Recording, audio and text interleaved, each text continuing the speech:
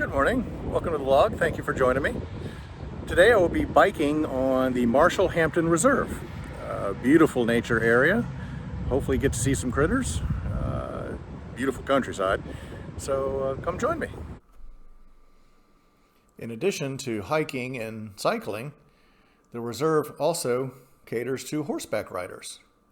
Once you acquire a permit, you can come through the gate here and park around in the area over to the right, unload your horse, and enjoy the trails on horseback. There's a little informational billboard to let you know about the area. We're doing the Hampton Reserve. The Panther Point Trail will be done at a future time. That's a separate video. Right now, as you can see, this is Lake Hancock. Circle B Bar Reserve is over here on the northwest corner. The northeast corner is Hampton. Right here, go through these little trails here, and today I'll be going down here and on the blue trails, down and around and then back.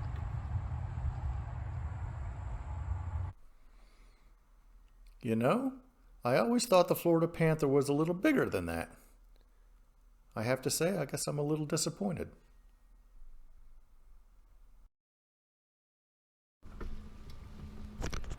Hampton Reserve gets its name from two local families, the Marshalls and the Hamptons, who the land was acquired from back in 2008. And I have a funny little story to go with one of the families. Years ago, I used to work for a local farm and garden store, and one of those families used to call us up and buy horse food from us. And it was my job to load up the feed in the bales of hay and deliver it to the property, not on this particular property, to their home. Their home had a small pasture and a barn out in it. And so I would drive out there and open the field gate, back the truck up to the barn and unload the feed. And that's assuming the horses, there were 3 of them, assuming the horses were already in their stalls. If they weren't in their stalls, if they were out in the pasture, that wasn't a big problem. I would just take a bucket, fill it with some feed, and then rattle it around. The horses knew exactly what that sound was, and so they'd come trotting over. And they were so well versed in the process that they would trot right past me and go into their individual stalls in the barn and turn around and wait to be fed. So I'd close the stall doors, put a little feed into the feed troughs, and then I would open the field gate and back the truck up.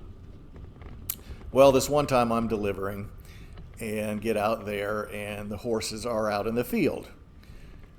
And instead of going through the whole process, the time-consuming process of rounding up the horses, I thought, oh, I'll just back the truck through the gate real quick. The horses don't look like they don't even know I'm there. And it'll all go smoothly. Well, you can see where this story's headed. I open the gate, get in the truck, start the engine, look in the rearview mirror to back up, and there's 3 horses coming across the field at a trot, headed right for that open gate. Well, I fly out of the truck, slam the gate closed as fast as you can close a 10-foot pipe gate. And 2 of the horses I kept in the field, but one of the horses did get past me. It ran down the driveway, out to the road, hung a right, and goes thundering down the middle of this 2-lane hardtop road, which paralleled the pasture. To kind of add insult to it all, his 2 friends saw that their buddy was now on the outside of the gate. They ran across the field and proceed to run parallel to him, but inside the pasture, as all 3 of them go screaming down the fence line. Well, they get to the end of the fence line. The horses in the pasture, of course, have to stop. The one on the road quickly realized that, well, his buddies weren't running with him anymore, so he stopped, turned around, and goes thundering back in the other direction. Well, the 2 horses inside the pasture, oh, great, he came back, so they turned around. So then they proceed to run back down the 100 yards or so of fence line in the other direction. All the while, I'm having a coronary, thinking this horse is going to get hit by a car at any point in time. So when the horse had got past me running up the driveway, I turned around and ran the other direction, as fast as I could go to the house, and I start banging on the front door until a lady answers, and I think she was the mom. I think she was the matriarch of the family. But she opened it up, and I'm like, I'd start blubbering right away. I'm so sorry, I was delivering the feed, and one of the horses got loose, and now it's running up and down the road. And she looks over there, and I'll never forget. She looks at this horse running up and down the road. She gets this look of mild annoyance on her face, and she mutters, "Oh, jeez, not again." Again? Excuse me? I looked at her, I said, "Ma'am, I've never let this horse go before. I've never had this problem." She goes, No, not you. The horse. This horse has gotten out several times before and always runs up and down the road. Don't worry about it. I'll handle it." Oh, okay. Well, long story short, she did handle it. She coaxed the horse back into the field. The horse was fine, completely unharmed, except for probably being slightly out of breath from the wind sprints it was doing up and down the road. The store did not lose the horse account, and I did not lose my job. So all in all, it was a happy ending.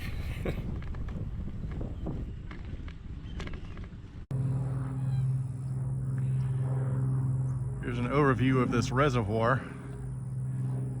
It's fairly big.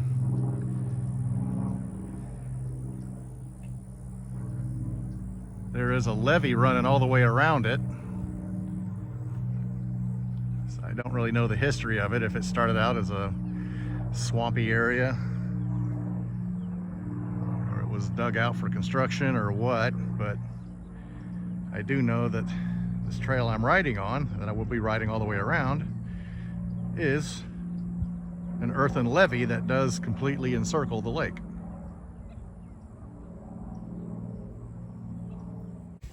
And yes, what body of water in Florida wouldn't be complete without a gator?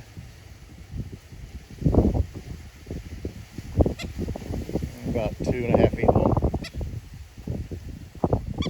Still a juvenile, you can tell that because he's got those yellow stripes on his tail.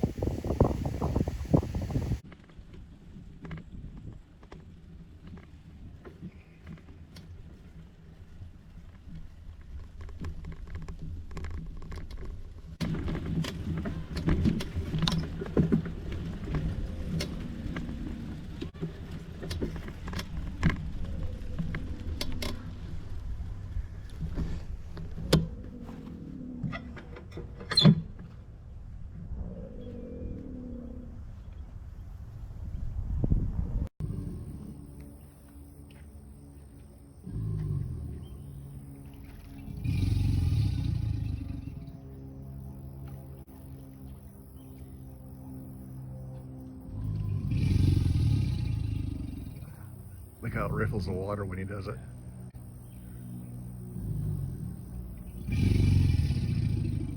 Dang. So like a 1,000 horsepower motor.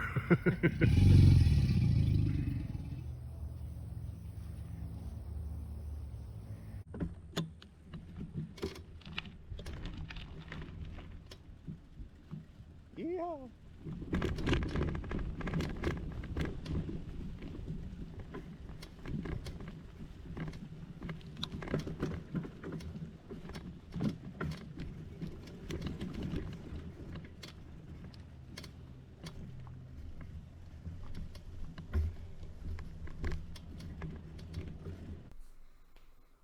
At this point, I come down off the levee trail and start heading into the woods.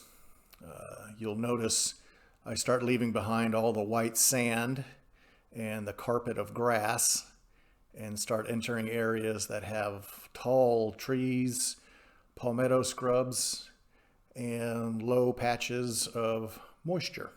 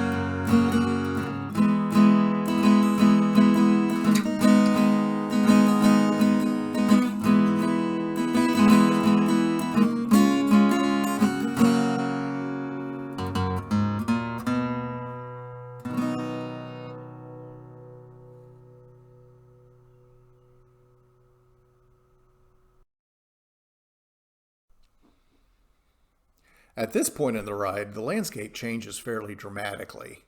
I go from an area that's very low, holds a lot of moisture, is very muddy. There's a lot of ferns growing, a lot of shade, into an area that, in addition to the sunlight, the ground itself is actually a little higher. It's maybe only a foot or two higher, but that little difference makes big difference here in Florida, in that there's now, because it's so dry, it's sandy, you now have the pine trees, the palmetto scrubs, the palm trees, grasses. The ecology changes very dramatically in just a little bit of elevation change.